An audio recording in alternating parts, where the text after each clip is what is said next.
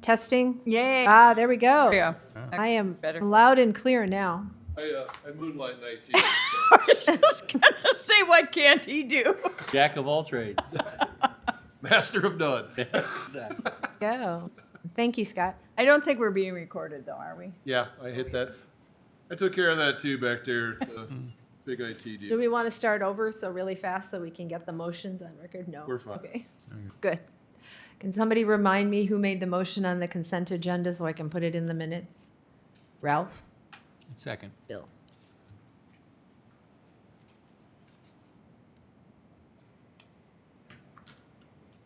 Thank you. I wanted to say that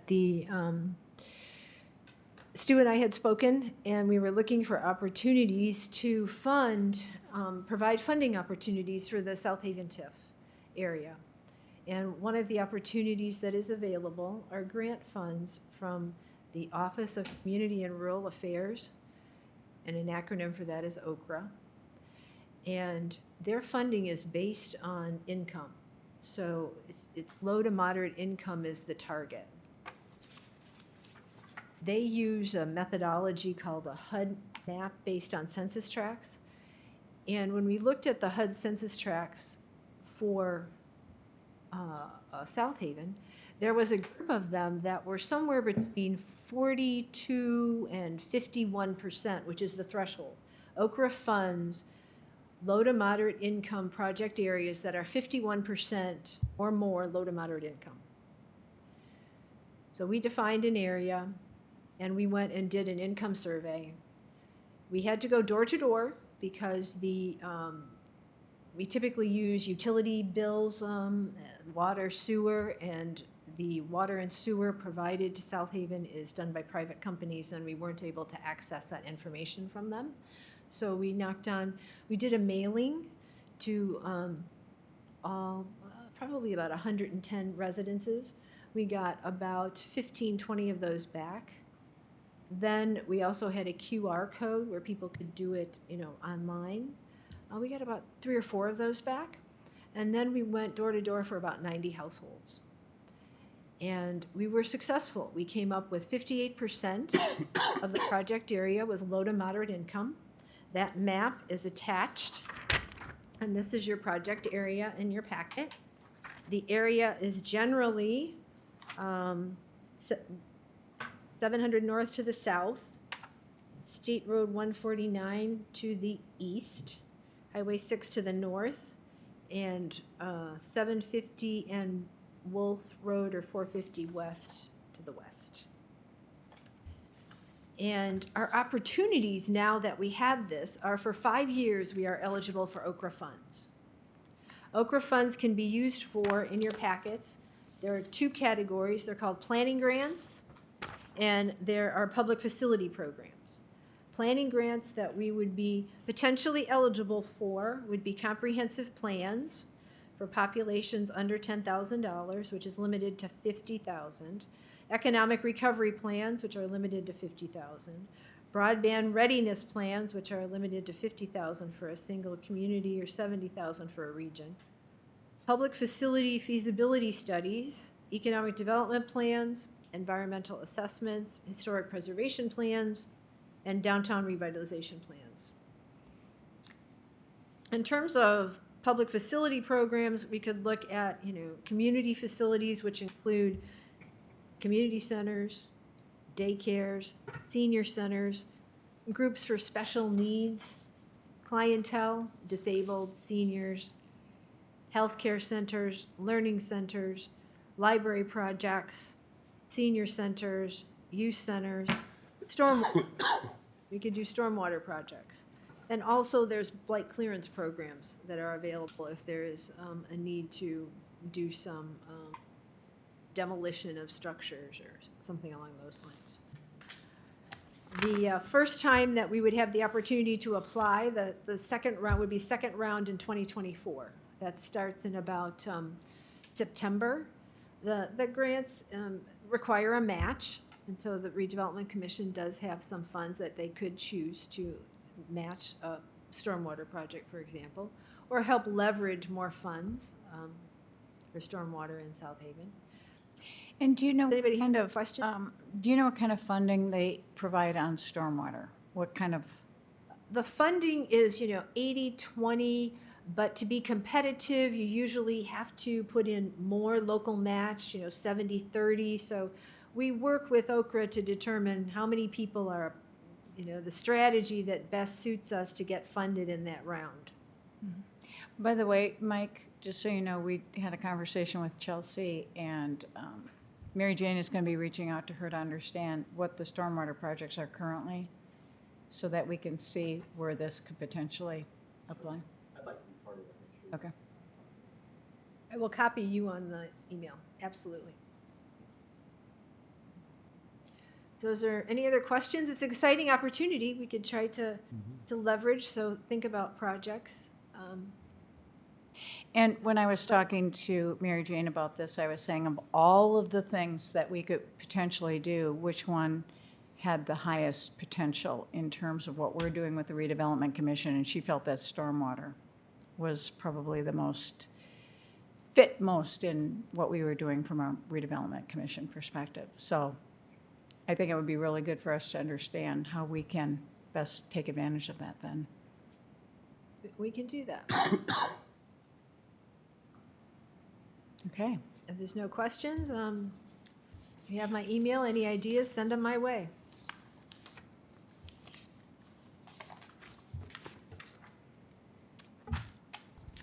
Now let's talk about the TIF. Okay. So in your packets, I have sent to you the TIF plan. When we create a TIF district, we adopt what's called a declaratory resolution. In that declaratory resolution, there is an economic development plan for the TIF district. In this case, we have an economic development plan for the South Haven Economic Development Area. And that economic development plan lists all the things that we can do in that TIF. And generally, it focuses around funding and financing infrastructure improvement, all manner of infrastructure improvements, roads, water, curb, sewer, gutter, stormwater. And it also has the opportunity to provide, some sort of financing should we have an economic development project within the TIF that needs financing of some sort. Sometimes you need financing of those very utilities. We can use the. Do we have a map of the boundaries of the TIF? Yeah. We do. Exhibit A, right? It is, I attached two maps. There are two exhibits. The first exhibit, that's your TIF itself. Sorry about that. So when you look at that, the point of that, the TIF is including, when you look at this document, Yep. and you're looking here, this is all zoned light industrial. Okay, so that's why the logic is coming down. It's coming down here, going up. This would be roughly where the Casey's gas station is, and then goes back, because this is all light industrial, which is what we were hoping to kind of spurn into the area. And then it also looks like it's taking all of the commercial property also on the south side of the road. So that's kind of the boundaries. Is all the property within that boundary available for sale right now? Do we know or it's not? It's, We're unaware, but it's not all for sale that I'm aware of. okay.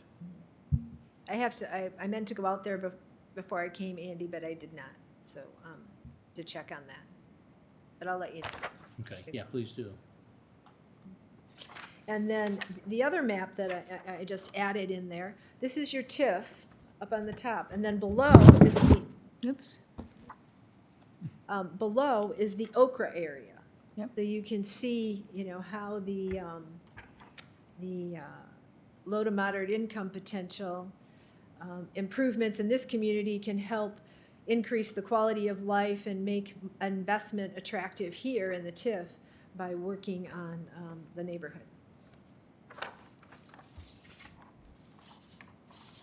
So I think in a nutshell, if you had time to read the plan, that's infrastructure is our main goal to create projects in the TIF area. And can you just explain for everybody, because it takes a number of different explanations and repetitions of the TIF concept for it to kind of sink in and to make sense in what we are hoping to accomplish with this. So if you can just talk about why the heck are we doing this? Can you just talk about what, why do we even care about doing infrastructure? What's the whole point? The whole point is to increase the assessed value and to create economic opportunities for our community. And we do that by using the designating areas as TIF districts and then creating areas within the TIF district that are attractive to development. It can be either commercial development, it can be industrial development. And when we are successful and we have new development, then that creates jobs and increases assessed valuation. And just talk about what it actually means to this board to have a TIF and to the Redevelopment Commission itself to have a TIF. I think Scott can help me too, but it's the opportunity to work with economic developers, people who own real estate within your community that want to develop them, and be their partner in that development in some way. Typically, it is infrastructure of some type, roads, water, sewer. That is what developers need. Sometimes it could be something else. I think Mary Jane is, very correct. I would say it this way. The Redevelopment Commission bestows on this board the tools to be able to go into an area and make them what I would call shovel-ready. So, in other words, we're attempting to fix what is ailing an area and why it is currently not developed to the level that we think it should be developed. Now, if that means it's an infrastructure problem, then we address the infrastructure problem. If it's a utility problem, then we attempt to address the utility problem. If it is several too small lots with not appropriate structures on them, then it's buying the property, turning those into usable lots by combining them, and then selling them back out to the private world so they're back on the tax rules in an appropriate format moving forward. So now, that's the tools we have. How do we fund the tools? We fund the tools by having a TIF that's producing revenue, that additional revenue within the TIF, and that is basically, I think everyone's probably gotten this down, if we're capturing the increased and assessed valuation in our current TIF. So while we keep saying that the gas station, Casey's, is really the only thing, that's the only new thing in the TIF. So that went from being assessed at some sort of commercial vacant land value to being assessed as commercial with a building on it. And whenever that kicks in, which I'm probably next year, if not already this year, then we start gaining the difference between the original assessed valuation and the new assessed valuation. That delta in between is what produces the reoccurring income stream to this board. Or it's the reoccurring income stream that this board utilizes to go bond to get the money to go fix whatever it is that we're fixing. So when we're looking at South Haven as our example, we have that governmental authority, whether it's buying property, whether that's condemning property, whether that's addressing the infrastructure. It's because ultimately we are attempting to do, again, high level, is just change the parts and pieces enough to make it develop in a more orderly fashion that we're looking for, or in a better fashion, or redevelop into a better fashion than it is now. So ultimately what we're doing is trying to identify what we believe is causing the lack of redevelopment in the TIF, whatever we can identify for that. That is what we go to our toolbox for and say, what's the problem? For instance, there are areas in this South Haven corridor within our TIF that the lots are too small. They were originally platted in a goofy way. It makes for difficult in development and redevelopment. Some of the things sitting on those pieces of property aren't of high quality. Now, if we were in a position from a funded standpoint to be able to go out and say, we're buying this, we're condemning that, we're buying that, and then we're going to scrape it clean, we're going to make it back, we're going to make it into one lot, because now it can be appropriately developed under our ordinances and not need a series of variances because of the lot sizes. And then we put it back out. Now that's back for sale. This board would sell that piece of property, obviously, to a buyer that we had some idea that we knew what they were doing and we approved. And then then that property gets built on. And we started off at that point, probably zero because the government owns it, it's assessed, but, and then all of a sudden it's back on the market and it's got a new building on it. And that's how you just march through an area like South Haven. But what I would encourage the board to think about is once we kind of understand the tools we have as it applies to this area, what do we think would start to move that meter, one, to produce TIF revenue. Producing TIF revenue can be taken out of context and sound like we're trying to become a second city council. We're not, okay? Some of the things that scare people from TIFs and cities is not really all that applicable to us due to size. But we need the revenue to either bond off of to make these fixes, whatever this board decides those are. Or we need the reoccurring stream of TIF money to be able to go out and pay for these fixes that we want to do as they come up. And then we just keep marching up and down the corridor in whatever way possible, whatever the way the funds allow us to do until you have, until you're making a difference in the area. That's ultimately what, to me, in a nutshell, this board's charter is, especially if you're looking specifically at this TIF. That's really how it lays out. And if we talk about, any other area where, I've heard a couple times, well, where else could we TIF? Okay. Well, where else does this board identify as a place that's either undeveloped, and it should be, or its current development is substandard and needs to have some redevelopment?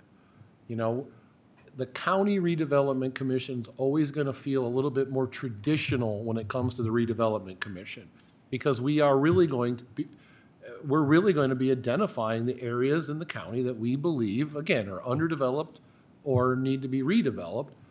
What is causing the problem? Do we have the tools to fix it statutorily? And if we do, how do we make that area pay eventually for these upgrades? And then ultimately you're trying to raise AV. And then in theory, when these things come out of a TIF district, they've been redeveloped, the AV is better, and we're on a better path again for however many years it takes that they decide, some 60, 80, 100 years from now that our lots are goofy and don't work anymore, because everything changes over time. But that's the best way I could put it. So, The statutory term I was looking for and couldn't find, it's cessation of growth. You look for those areas, as Scott pointed out, where a cessation. And so you want to, because you believe that land's highest and best use isn't being reached. So we use our tools in the toolbox to reach the highest and best use for that land. And typically where we look for is to the county master plan to give us directions to say, this is where the areas we anticipated, the plan commission anticipates the growth should occur. And then I would add that because we're a county, and most of us think about these things in terms of urban areas, okay? Because that's our most examples. But in terms of county, We don't have a lot of commercial corridors. That's county. South Haven qualifies, but I'm struggling to think of another one right off the top, okay? But the other place may be, but we do have industrial, okay? So some of it's, you know, what are we attempting to help and solve? And we're going to be a little bit more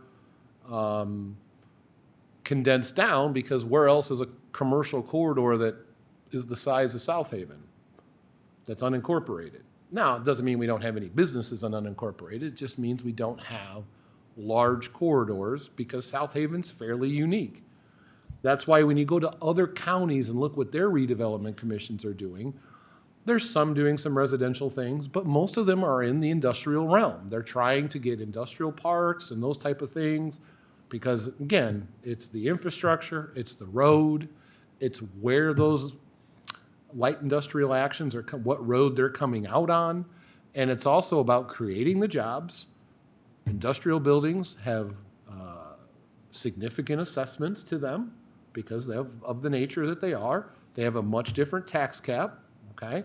But for us, I mean, that's where a successful looking county redevelopment commission is probably looking at a little bit of commercial, okay? And in areas that have it, and industrial. And when I say industrial, I mean that non-smokestack, light industrial.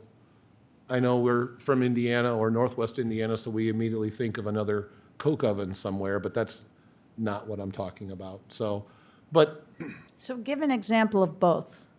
Of commercial? And Well, commercial would be going into that area across the street from where the supermarket is currently. I think it's Save-A-Lot or Save-Lo or Save-A-Lot, I think, in South Haven. Across the street, we have several commercial buildings that are on odd lots of questionable integrity. And potentially, if we could go in, and some of those have traded on tax sales over and over and over again. They're just, it's not the right building, it's not the right lot, and it's not the right owner.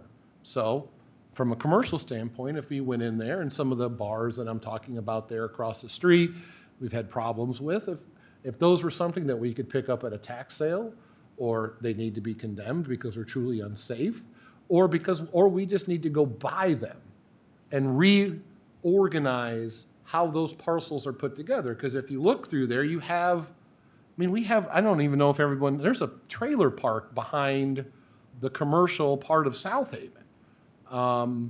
So that's from a commercial standpoint, where you go in and you make it have enough parking, have some landscaping, have the appropriate setbacks, have it be have the right architectural design to it. That's part of that Route 6 overlay that we've put in place.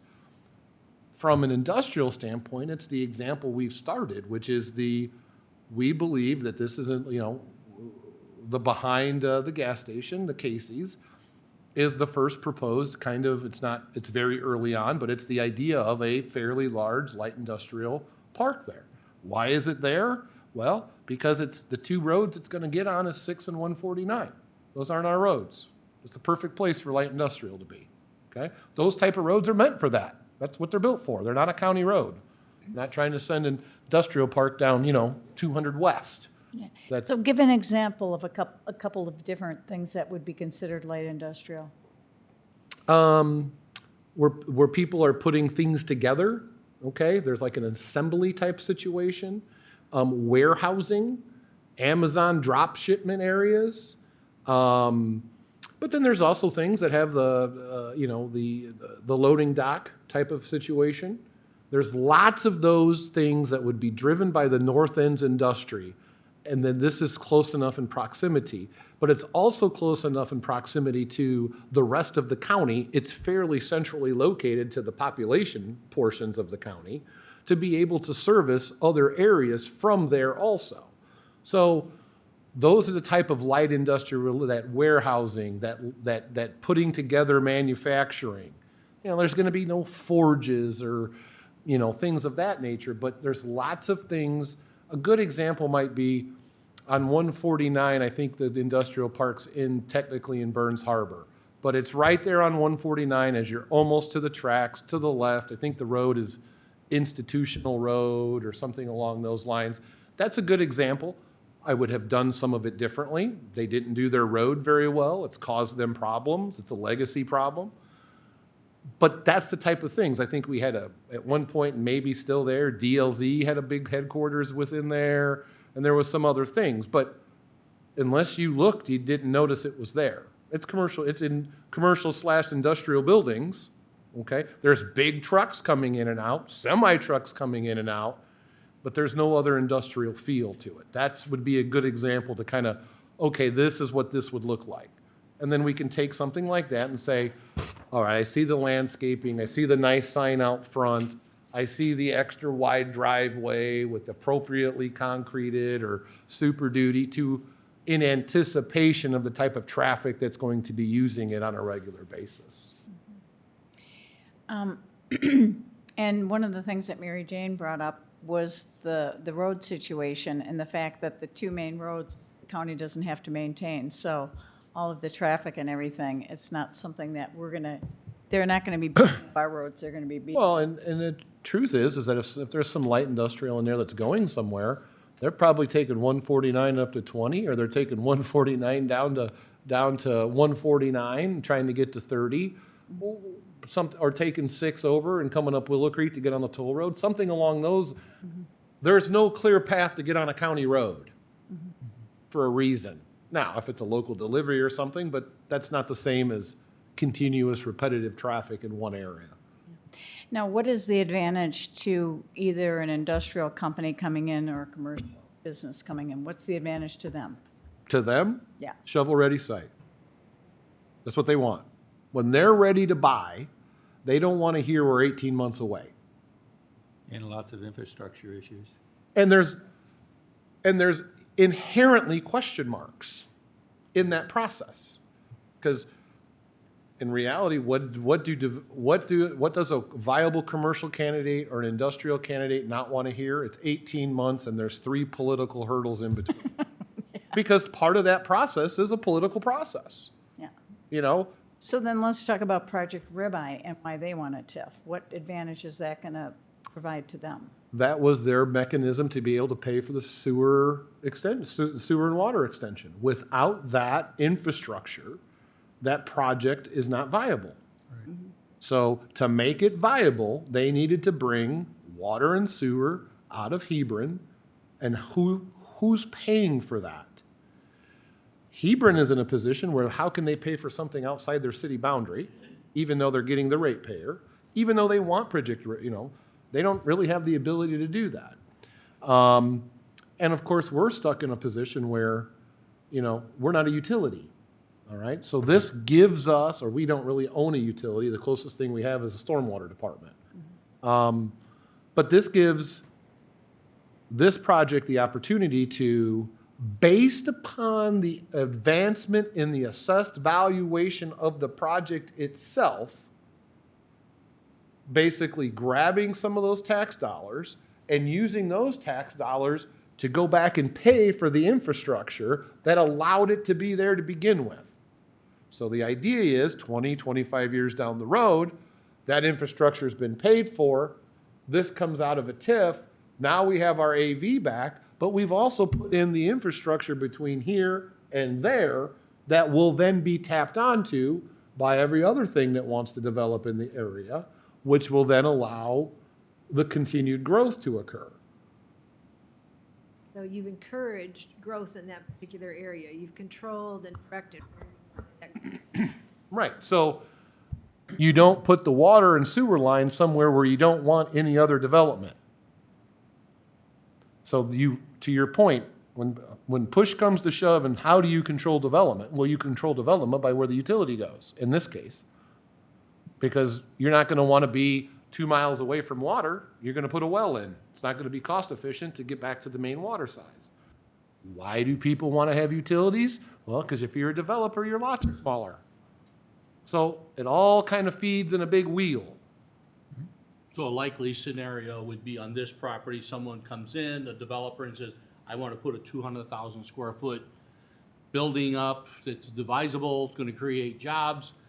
but I need infrastructure in there to do that. Right. So the infrastructure gets put in, that happens, and it becomes developed. Without the infrastructure, they say, we'll probably have to look somewhere else where we have infrastructure, because we can't afford Correct. to put the building and the infrastructure in at the same time. And then before all of this was happening, however many decades, the other answer was we as taxpayers either have to figure out how to go pony up for that infrastructure now out of today's dollars. This is basically a way for us to parse off that increased AV, take those dollars to pay for it. Because ultimately, yes, AV is important, and yes, we need it for TIF. But the point is that the area, like from an industrial standpoint, is jobs. Because if you bring jobs, you've increased the value of the rest of everything. Create wealth. Yeah, I mean, you do. So it's worth trading the AV and the taxes associated with the AV to get the jobs, because the jobs then also pay our sales tax, our gas tax, our local income tax. If you're in a city or a town, the wheel tax, and that's what makes government turn. So, and if you have good jobs, guess what? Now you've raised the property values in the area. You've made it so that the grocery store isn't changing hands every 2 to 5 years because it's viable. And as you add those things, then let's say we're able to get a little bit of traction on that industrial subdivision and you have some TIF money coming in. Well, now you can go and say, what would help? This is to me where potential some sidewalks come in. How do I get some of these citizens up to here to utilize the services we've tried so hard to get to come? Okay? Well, we're probably a long way away from buses, but here's a clear path. And, maybe it's a north-south, wherever. I have no idea where it would go. But the idea would be to bring up those citizens to be able to utilize those areas in a commercial manner. Okay, so what are the barriers right now to do something shovel-ready, to create the infrastructure? What are our barriers right now? We need an anchor in the light industrial subdivision. My suggestion would be is that we contemplate and talk to the developer, the owner of the property, and come to some idea of what needs to be accomplished. Concept plan, drainage concept plan, what needs to be accomplished that if that industrial user walked in, we've shaved a little bit of time off the process, but more importantly, there's something to look at and we're kind of chicken and the egg. The developer is scared to spend that kind of money without someone knocking at the door because you have no idea whether that's going to be useful in the next 5 years. And on the other hand, they don't know if that first user is, I need one lot, I need some, what do you call those things you back up to and put semis? Dock. Loading dock, I'm a small outfit, I service the north side. Okay, and that starts it. Or somebody walks in and they want, a third of the subdivision because of however big their project is. So whatever this board can do that eventually gets paid back by the developer or through the TIF, to move that along, to get that first person, that's something that I would encourage us to do. Because when that happens, and that starts down the path of getting done, this board will then have the funding ammunition to be able to go down and do the rest of what we're talking about in this district.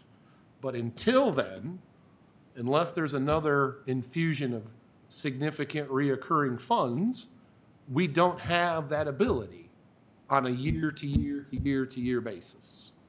Scott, would it make sense, and Mary Jane, to have the planning commission or somebody do a land plan with that property so it becomes marketable? Well, I think One? I was kind of thinking about maybe again, in working with the developer, it might be something like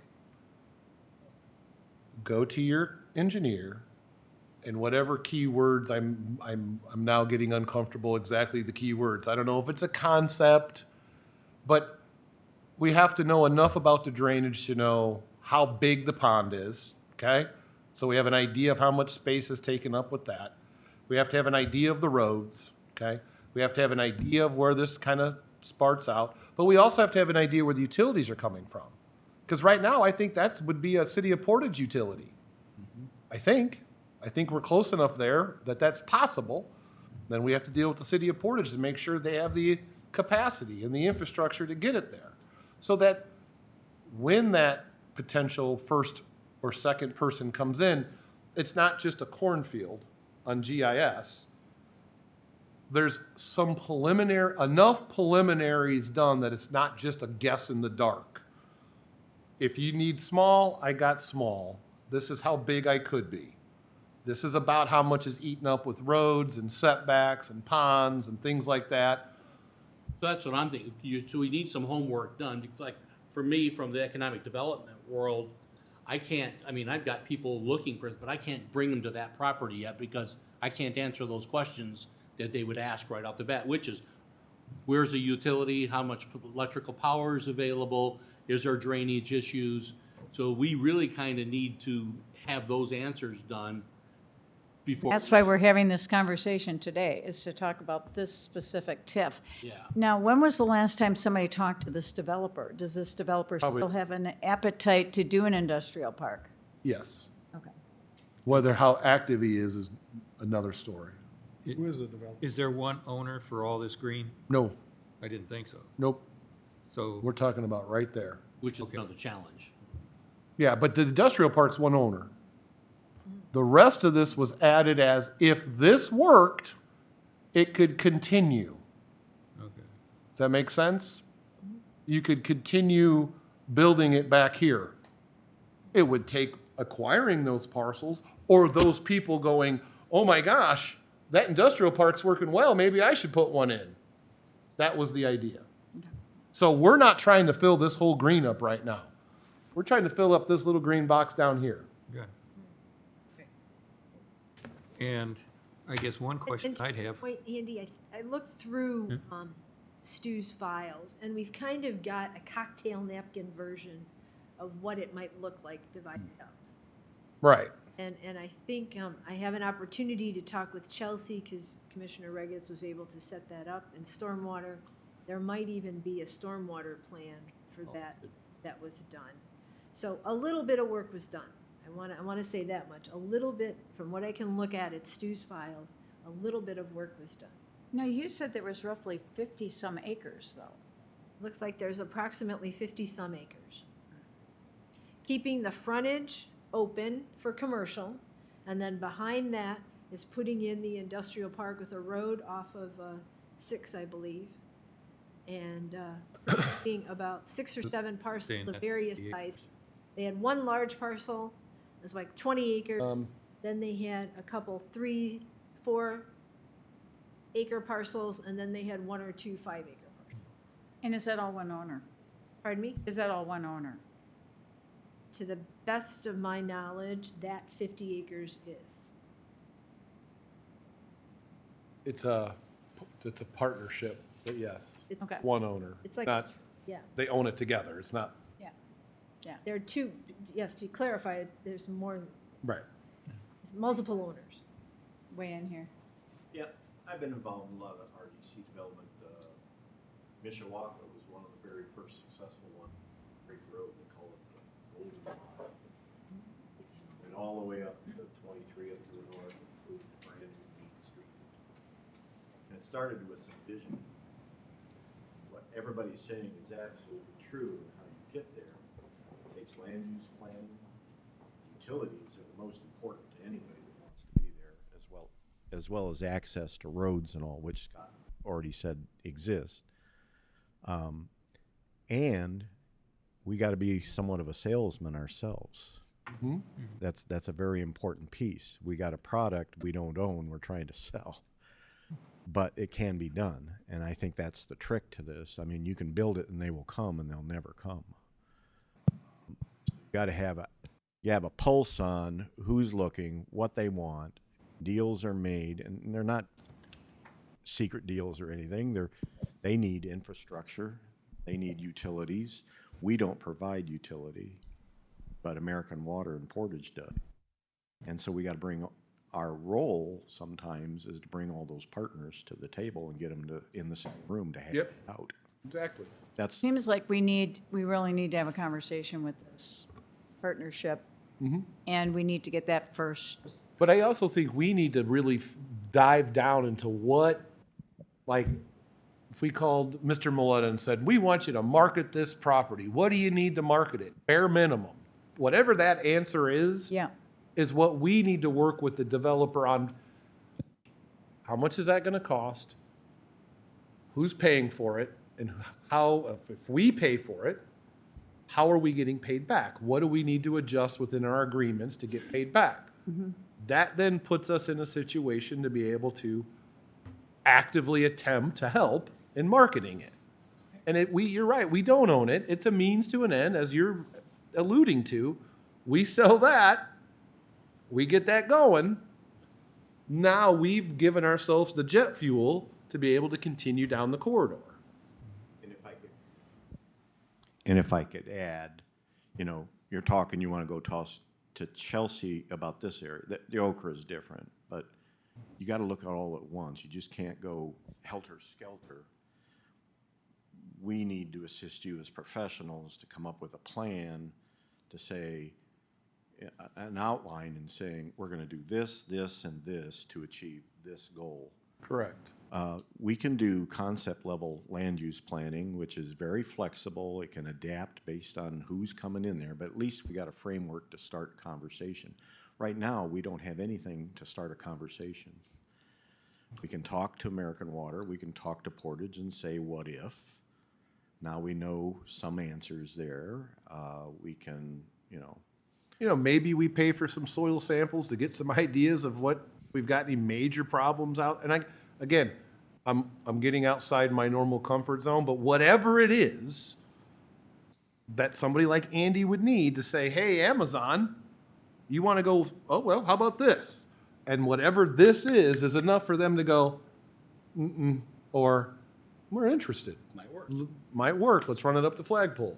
and That's, And the last thing I want to caution you all about is, and the communities shall remain nameless, but they started doing all this, and they were great to get these land users of these lands, which increased their AV and all. The problem was it became very popular, and as it grew, there was no structure, no planning, and it became a traffic nightmare, a utility nightmare. So sometimes when you're looking down here like this, you need to look like this. And maybe that doesn't occur for 30 years, but at least you got a plan and a framework which you can start putting the building blocks in there. And to me, that's a successful TIF area. I agree, but so I mean, that's ultimately what I think we're left to do. I mean, we can think about where else do we believe could use some redevelopment or some help to get it to its highest and best use. If there's other areas, let's hear them. Mr. Jabo is correct. And, there's an area around the hospital down to Meridian that could stand to looking at to see if there's something that makes sense for us in there. We have our South Haven, but wherever else that we can think of that would help, whether it's on the commercial end or on the industrial end, to help out. And then whatever we're at identified, then it's getting it to this level. Like, we got the Casey's, so we got something, that's not insignificant. That was a significant upgrade for that corner. The logic was, because of that upgrade, there was already a pretty newer gas station, Caddy Corner. There is not a current new type of setup directly across the street. That's either going to make that close and redevelop or redevelop by itself, period. It's the pressure. So some of it as that gas station corner got upgraded, it's going to make other things that are competing with that keep up. Yeah. So that was part of that logic also. And we always wanted, especially on the north side, we wanted to leave the commercial corridor up front. The light industrial in concept was behind. Further masking any ill effects from a residential standpoint. How confident are we that the person or the consortium that owns this corner lot that's supposed to be the anchor for the rest of the green area has any idea of what they need and who they're going to attract? I would think you'd almost need to go to the other end of the pipeline and say, what are commercial real estate people getting a buzz about and being asked for? Because these people may own the land and have not the slightest idea of how to attract the right bees to the honey. And I think, and I think Andy's probably can attest to this better than I can because he does it every day, but economic developers, when they invest in their land, they sort of have an idea. I don't know how they come up with that idea. Andy, you might have a better, you can do market studies that look at, 1 mile, 2 miles, so on and so forth. This lot was almost the hospital. Yeah, well, but my point is that, I totally understand what the tools might be and how one might go about it. I don't know whether the people who own it are going to give us the right answer. Well, in talking with them, they've owned it for a long time. Well, And they've that's kind of tried- my concern is. And they've own it tried a for- lot of things, And that's my concern. You're But they're kind of big- answering my question in a way. and their biggest concern has been when they've gotten the smells, the sniffs of, they're always 18 months to 2 years away. They've never got that sweet spot of where we want to come, but you got some time. So you think they have a list of past Attempts? and it's always because of, and Well, I think one of the things we need to decide, I mean, if we want to assist this developer in some way, provide some sort of infrastructure support, how do we know what type of business to even plan for, prepare for? It's light industrial. yeah, I'm not so worried about, water is water and sewer is sewer, and I'm kind of taking some of that as, at face value that if. No, but I'm talking about their footprint such that we know what we need Well, to. but that's my concern is what are they gonna put on the footprint? If they've had it for a long time and haven't developed it, then it kind of bothers me a little bit that, are they the right people to, you're investing in them and kind of counting on them that once you've done all this work to improve the value of that parcel, are they the ones that can bring it home? That's a little bit of my concern. If That'd they, be a good question to have answered, right? yeah, I mean, I'd like to Could it hear be them for sale, right? If- convince right, me that they can do it if they only had 18 months less of a horizon. On a similar note, it would seem like if there's a map of the county and you did it based on, I don't know, assessed value per acre, there must be a lot of things you could learn from understanding where there's low assessed values that would then be the kind of obvious places where if we did something, we might be able to, go from practically nothing to something of value. I mean, you've already got enough examples that we probably have 3 or 4 years worth of things to work on, but it would seem like having some sort of an assessed value map, and I guess logic would drive me to believe that those would be on the boundaries of all the incorporated areas, because that's where the people are, that's where the traffic is, and so forth. But if you did an assessed value around the perimeter of the Valpo, it'd be kind of interesting to know what that looks like. There must be some parcels that are just begging to be improved in some manner, like a TIF, that would be better opportunities than others for obvious reasons. Main roads and how close they are to utilities and so forth. It would seem like it'd be kind of help you figure out where the targets are. Right now, there's just a lot of unincorporated area to me. Looking at the map. Well, we do have the comprehensive plan to look at that dictates where growth is. We have the zoning map that kind of says this is where industrial should be, this is where commercial should be, and assessed value could be a part of that analysis as Yeah. well. But we do have those tools that help us. But I think to make it, to your point of we have a lot of county, but if we eliminate things that aren't commercial county or light industrial county, that gets a lot smaller. Yeah, and that's what I'm kind of looking for, is how do you get in on the Because we have target areas? cornfields in the urban fringe that you're gonna see this ledge fall down on property value. I know, I bought my house 27 years ago, and behind me was cornfields and soybeans for 27 years, and now it's a housing development. So I totally understand that. I've been on planning commissions all over the country, so I get that whole thing. But, you know, it would seem like that would have been a logical place to extend a city limit and so forth at some juncture. And so, It seems like, and the next question I'm going to ask Scott, because we started half an hour early to give us enough time to have this conversation. But it seems like one of the things that we need to do is we need to meet with this developer. yeah. And I know we're going to try to have this conversation, we're going to try to have a conversation in between now and the next meeting to see who is the best person to go do that, and, you know, make sure that we have a good understanding, and to make sure that that potential with that developer still is viable. But the other thing I would like Scott to address is, let's say tomorrow we wanted to create a TIF. It doesn't happen magically. Do you want to, let's say that that Project Ribeye wanted to go ahead, and then we wanted to do the TIF. Can you just talk about everything that that we have to go through? Identify it, we have to come here with a map, this board has to recommend it, it's gotta go to plan commission, plan commission's gotta recommend it, and then it goes to the commissioners, correct? That's the short version.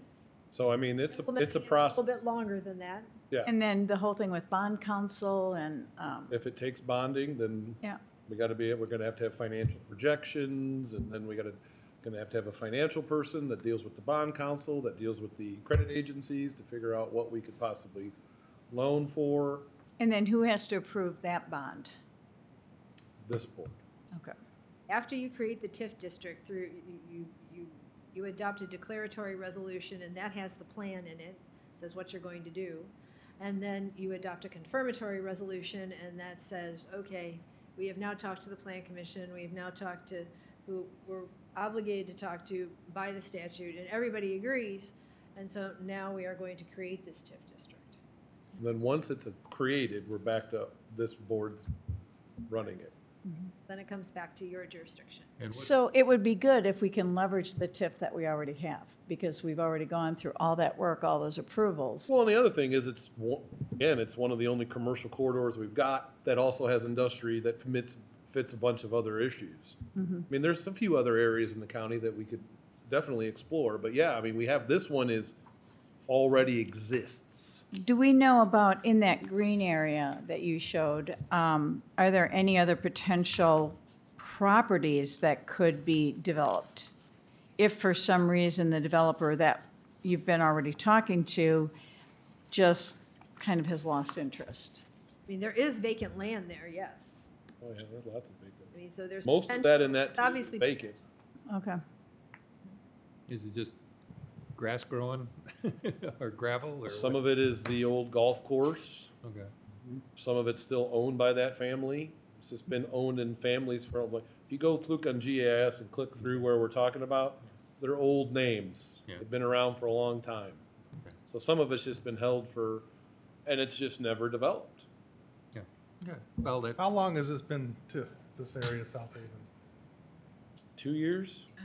Let me see. Just approximately.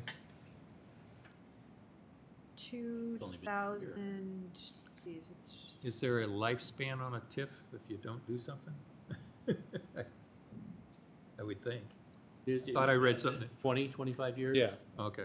Yeah. Well, And we're, in doing something, there's nothing to do, I don't want you to think that if we don't get someone in the industrial, that this goes away. yeah. The okay. TIF stays until it expires or it's renewed. Yeah, okay. Well, we're not working against months and weeks. Do they What's the typically shortest- renew them? They can, depending on what's going on. I hope we aren't talking about this in 25 years. Anyway. Okay. We're recalling everybody on this board. Yeah. Well, let's see, I'll be over 100 at that point. So, on the cycle, we talked about getting a TIF in place. What's the shortest path between beginning and end? From a timing standpoint? Yeah, I mean, is it weeks, months, years? Oh, no, months, Okay, I just, But it is months because of the timing. because of the timing. Yeah. Now you start getting more fancy with the bond council and bonding and things like that. That can, Actually declare just a TIF, if you want to do that, it's probably about 90 days, yeah, just to create the TIF itself, so you have the okay. tool available. correct. Should some development occur around the hospital, or around the airport, or around some other areas that you look at, you think might be appropriate. But just so everyone knows, traditionally, this board goes and tries to do a TIF. It's not no, it's why, period. And we would have to make our case. I'm not saying it's not Mount Everest, but we've traditionally been pretty conservative with TIFs, for good reason. We went over that last meeting, but just so everybody knows, we would have to go pitch it. This is why, this is the idea, this is the vision, Mr. Jabo's point, this is what we're attempting to get to. Okay. So Scott, was there anything about this particular TIF that you would want to bring to the board's attention? I dare anyone to find more industrial zoned property in one area. It's not all over this county. And I'm guessing some of this has been industrial since ever. So maybe part of the original zoning ordinance. So industrial zoning, we had a little bit of a taste of it when we had an idea of early on in the highway project of whether or not we were staying where we were or moving. The cost of industrial property is extreme, and there's not a lot of it. So that's what's, there's lots of unique things. Again, I always like to say, if you weren't from Porter County and you didn't have some of the biases we have for areas and things like that, you would look at this area and go, I don't know why it's not full. Yeah, Centrally located, good roads, right, okay? yeah. Industrially zoned, can't have a smokestack. Why isn't this going? Because that's what's, to me, is the most unique character here is that. The zoning that's been in existence, it's not new, we're not changing it on anyone, the roads are the same, and its location to the population and to the industrial north. So let's just talk about, we approached this developer and they're just not ready to do anything. Where on this map do you think the best potential is, like right next to it? No, we'd have to figure out we'd have to start contacting other developers. Okay. These developers, in my memory of them, are that they've had a long history. They've done a lot of developing. This isn't their only one that never worked. This was their difficult one. They're getting on in towards that retirement age. I think one of them winters in Costa Rica. So that was part of the, issue. But I believe they are as motivated as possible, okay? But they've also held on to it for 2 decades, okay? But there's lots of issues over the last 2 decades around in this area that, who knows I'm not sure there was utilities there for 20 years, sewer and water. Well, we have that gas station right there. There's got to be some utilities there. There are some. I think on US 6, Portage put that sewer line, the force main, going all on 6 all the way over to the hospital. Yeah. They're in the area. Right. And that didn't exist until our hospital went on 6 and 49. That's correct. So now there is private sewer company there, but I don't know what they can take. They might be more of a residential type setup for that plant. I think you gotta be respectful of service territories. And there's that also. You're right. Who can service who, but. So I think Mark. we gotta go shoot our shot with our developer, and if that's not the path, we gotta back the car up a bit and figure out where else we're gonna try to attack in the area. would it be easy enough to take this map and break it down into how many little parcels and players we've got? Certainly, we could do that. Because, I mean, We could do. you've got a fallback position, you know, they may be the biggest one and they may be on the flag lot on the corner, but who else might you be talking to as well? You know, that may sweeten the whole project too, is that, you know, if this guy's planning to move on something and his next door neighbor sitting there, you know, not wanting to do anything until the corner's developed, he's the next one in. You know, the dominoes might fall more quickly if you, Well, you know, the first one is the hardest one, right? Yeah. And then the second one, you know, soon once you get a couple in there, then it Yeah, just oh, makes yeah. it a heck of a lot easier, so. yeah, absolutely. But it'd be interesting to see how, if there's 1,000 little players or is it 3 or 4, Oh, no, that's large parcels. I'm hoping. I mean, 50 acres isn't that small. Now, would it make any sense for us to actually acquire land? I mean, for us to bond, It does make sense for us to acquire land. We just need the funding source. So that's, right now, that's not what we have locked down, is the funding source. But yeah, what are some potential funding sources to us? TIF revenue or regular tax dollars. Like right now, we're funded basically through our local income tax. Mr. Jabo, did you have something? There's other sources maybe, but they're wild. But what I've seen most homegrown people do, they have a plan. They got a person that's interested. They work together. And the RDC got commitments and all that. And they went out and bonded. And in return, they built their stuff. And then you started generating your revenue to retire debt on the bond, and as that thing continued to grow, you had cash able to. Your problem is it's a chicken-egg thing for you. Yeah. And so unless you get some like economic development grants downstate, that's a wild possibility from time to time. I've seen that happen. But if you want to do it homegrown, you got to have a plan, you got to work with the developer, and you got an understanding. You may be entering into development contracts so that, you know, you don't go ahead and float a bond and he walks away, you know? And I've seen that happen quite a bit. And so it all depends on the plan and the relationships you build. That's what's most important about all this. Would you agree? Yep, 100%. Are you, did you indicate that, you know, let's say there's 10 players in here and they all owned, I don't know, 25 to 50 acres. If one guy is developing it and he's starting to have some success and he wanted to buy his neighbor, is it that expensive? If it's totally undeveloped and it's been sitting there idle for Yes. 30 years? I mean, how expensive is it? Light industrial by the acre? Yeah.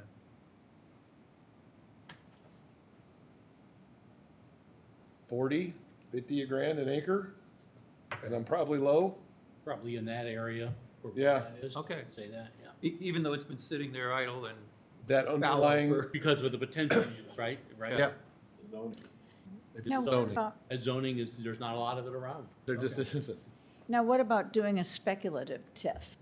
So like, let's say we believe the area around the hospital eventually is gonna grow. Mm-hmm. And we say, okay, well, we're gonna do a TIF, and we don't have any plans to do anything at that point, but we just wanna make sure that if that thing explodes and starts developing like crazy, that we're gonna capture it. Does that ever happen, where you do a speculative TIF? No. You gotta have a plan. Gotta have a vision. What you wanna do, what you're trying to fix. Okay. What's ailing it? Why isn't it developing? What are we going into trying to do? Okay. Yeah, you don't want to play developer. No. for sure. It does not work. Yeah. We have examples. sounds like scars and bruises from the past. We all have How them. many acres is South Haven TIF total? That I do not know, but I can find out. Okay. I'd like to know.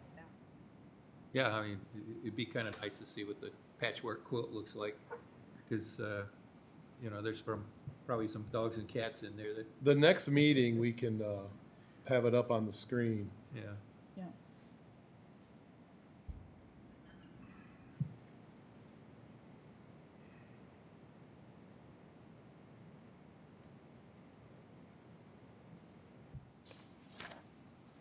But if that's 50, you got 1, 2, 3, 4, 5, 6, 7.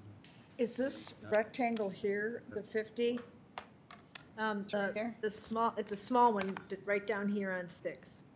So that's 50. That's the 50 acre, behind, you got Casey's, and then behind there, there's a strip that runs right along the back, Just doing that, eyeballing, it looks like about 600 acres in green. If I understood your 50 acre corner. So we wouldn't do a speculative TIF, but all of these, people that own this land, they're speculating because they're just hanging on to it. They keep thinking at some point in time it's going to happen. Well, but that's not unusual, if it's handed down.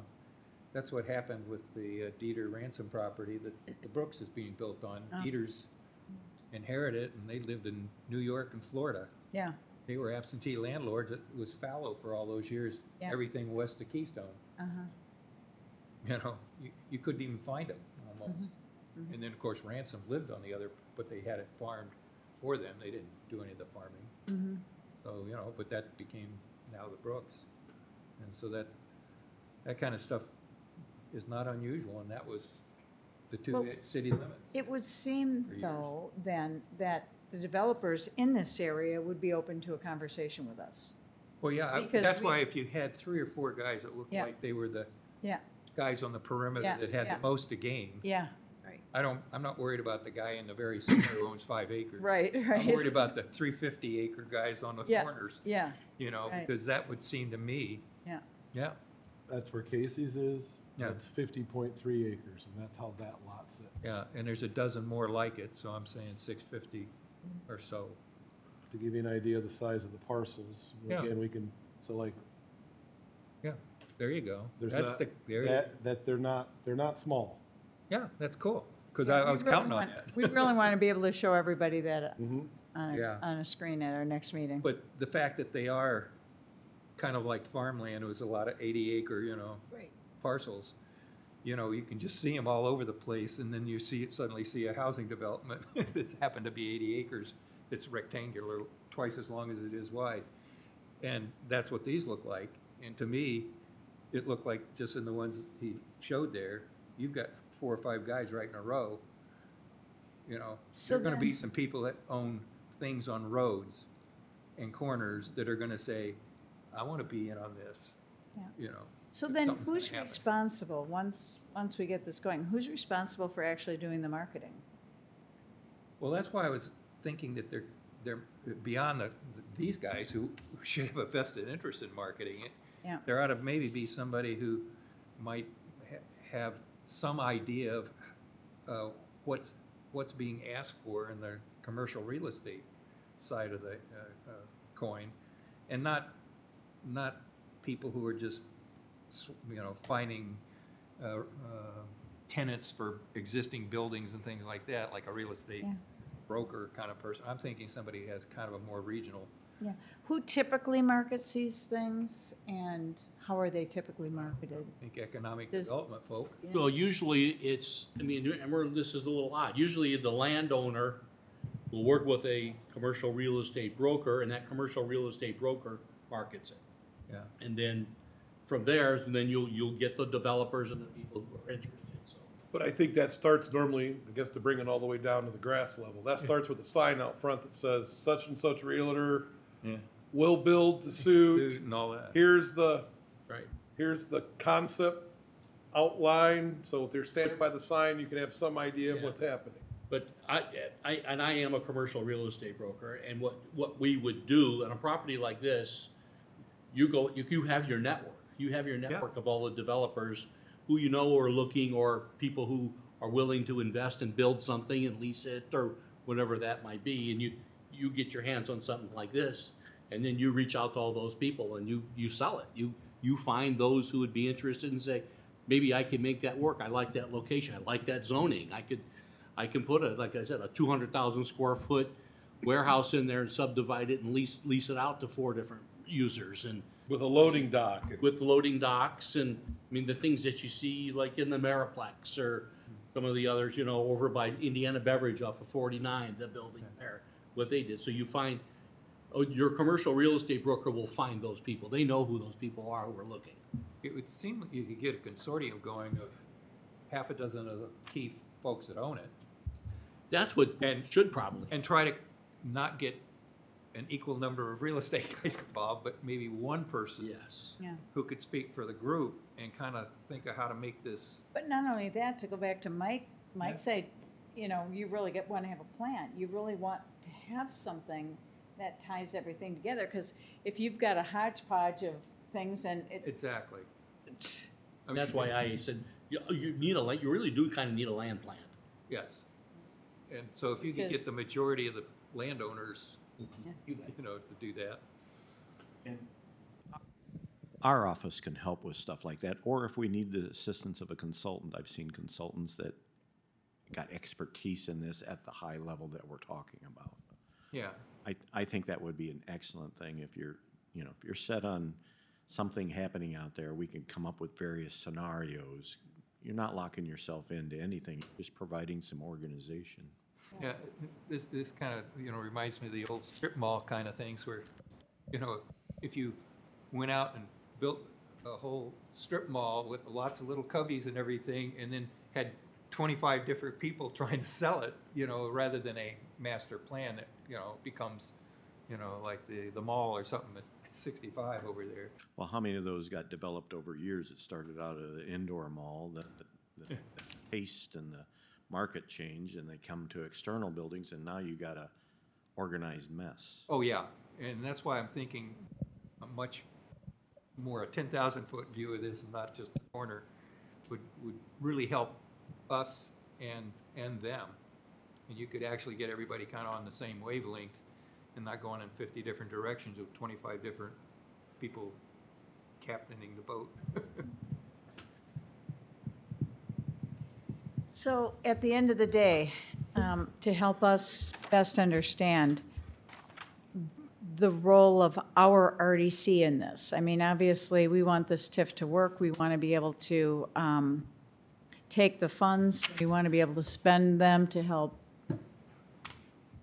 build up the AV in South Haven, because whatever monies that we get in the TIF have to be spent in the TIF area.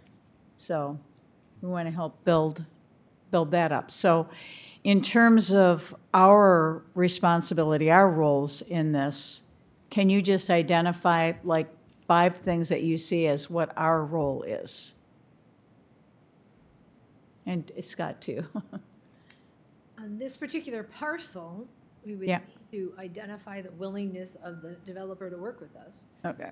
We need to identify funding to work with the developer to get infrastructure improvements.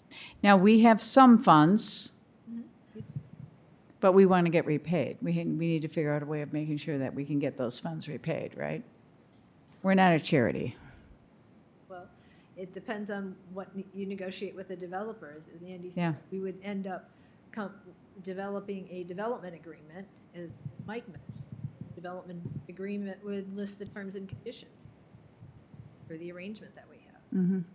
If I might suggest, maybe a suggestion for you to consider, I mean, you're the decision makers, okay? You're the ones that hold the reins to go and get bonding and distribution of funds once you start collecting. If I might suggest, maybe working with Mary Jane and Scott, maybe we can outline what we view as a overall plan on progression, starting from, you know, just bare bones scratch, which would By the way, you don't know this, but we've already scheduled a meeting that you're going to be invited to. Oh, okay. But maybe we put together a 20,000-foot elevation plan, and we start looking at things like I mean, those are phone call type situation, investigation. I think we got to know what we're dealing with to see if we can get how marketable our product is. Right. Right. And again, you gotta have a willing seller. I don't want this board to have the impression these guys want to sell. Do they? Every time we've dealt with them, I mean, We didn't drag them. Let's put it this way. There was no dragging this developer in here to do this with us. He was participating and wanting to get this done. So this wasn't, he didn't want anything to do. I don't want to leave that impression. He's been very cooperative as far as those things go. And when he's normally in the country, he comes to these meetings whenever his issue was on. So I don't think we're going to have lack of cooperation or lack of enthusiasm to sell. They're going to give, what I think we're going to have is where the rubber always hits the road, and we're in a chicken and egg. Who pays now, who repays later to get us past the chicken and the egg is ultimately what that conversation is going to come down to. Well, it's like we just need to get this jump started. Yeah, We well- just, Get past the initial inertia. right. Everybody keeps saying selling. Are we sure that the people who own the land now, that if they had plumbing and whatever, would sell and not just want to be a landlord? You know, put the building on Right. and rent it? That's my question. Is there a willingness to sell? Yeah, I There mean- are landowners, are they willing to sell? Well, And you say yes. So So in this That's case, are they then selling to the people that are going to be occupying these buildings? Is that the intent? Okay. So they don't want to be tenants, I mean landlords with tenants. They actually My want to. impression has not been, I want to come, Andy shows up, I'm building Widget Inc., I need 100,000 square foot light industrial. Okay, I build it for you and here's your rent. That's not Okay, the scenario. The scenario was we want to develop the subdivision, sell the lot. okay. perfect. So how does that work? That seems like all we're doing is helping them figure out a way to make their land more valuable so they can peddle it to somebody else. No, that's exactly what we're doing. Don't make any bones about it. We Okay. are exactly doing that. In order to get what we want. To get which what is we industrial want. development We job. want- Growth Okay, and so jobs. we don't really care that it changes hands in some part of this process because obviously it's not the landowner current who's going to ultimately pay all the bills He's down not the the road. developer. Yeah, but it's somebody. Okay, and that doesn't affect the TIF in Nope. any way. Okay, so he could take 50 acres, split it in half and sell it in two pieces, Be and done. we don't care. Well, what has to happen in terms of splitting up it into lots? It's just, we go through subdivision process, Okay. regular subdivision Okay. process. Just be an industrial subdivision. Yeah, and I wouldn't think there'd be a lot of that going on. I wouldn't. Industrial subdivision? Well, I mean, I can't imagine taking all these bigger parcels and suddenly practically making it look like a subdivision. Where, you know, everybody's got 2 acres here and 2 acres there. It would seem kind of crazy. I would think they'd have some minimum. Well, they call it an industrial subdivision because then it has to follow subdivision. Well, it'd be CNRs or something, but, you know, and obviously you got a planning commission to Right, beat them up on that. But right. if you took 50 acres, would they do like a kind of the equivalent of a PUD if it got into some strange subdivision stuff? No. It would all stay We need to. thing, ground rules and, Subdivision, we use it, the term of art in here is we are subdividing property. yeah, Subdivision in our brain invokes residential living. yes, That's not how the residential part of this is being intended. yeah, good. It's a subdivision, industrial subdivision, has its own standards, setbacks, road requirements, Gotcha. landscaping. And part of the planning process, you could put an overlay on that to enhance it even further or make it more attractive. Yeah, This might be in the Route 6 overlay, with the additional architectural standards, et cetera. But we may want, Yeah, and we might want to we enhance. may want to revisit that. well, kind of PUD it a little bit to keep the standards up there and attract more people and keep things up higher than lower. Okay. Okay, well, any other thoughts on this TIF? Any other items that anybody would like to discuss? Anybody from the public want to come up here and dance and ask questions. So our next meeting is scheduled for April 23rd at 3:30, and I'd actually like to keep it at 3:30 if everybody's agreeable to it, because we are going to have a meeting. We're going to ask Mike Jabo to be in this meeting, and we potentially may have had an opportunity to talk to this developer in the interim. And if we get done early, we get done early, but it'll give us an opportunity to continue this conversation with more information and more details. Would everybody be okay with that? Yes.